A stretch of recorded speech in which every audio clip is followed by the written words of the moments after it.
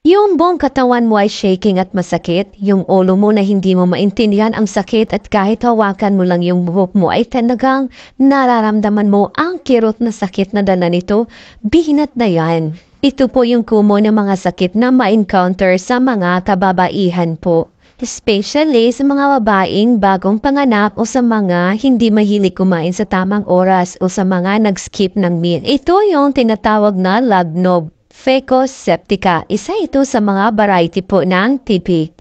Mabisa po ito sa sumasakit ang ulo. Pwede yung kanyang mga dahon ay idiretso mo na lang itapal sa ulo. Pwede ding pakuluan yung mga dahon niya within 5 minutes and then inumin po ito ng mainit-init pa para pagpapawisan ka ng mabuti. O kung gusto mo, pwede ding ilagay sa thermos yung mga dahon para may mainom kayo in the morning, at noon, and in the evening, yung wala pang laman ang tiyan para hindi kayo mahihirapan ng paglaga ng paulit-ulit. Hindi pa po kayo talaga makontento sa resulta. Mabisa din yung sa dulo po ng mga sanga nito, may napapansin po kayo na hugis matulis dyan. So, kumuha lang po kayo ng pito, ilagay sa mainit na tubig, at siya yung gawin mong patubig araw-araw. Sa mga nanay dyan na madaling mabinat, ito na po yung solusyon. Sundin niyo lang po yung proseso nito at siya na mawawala ang binat niyo.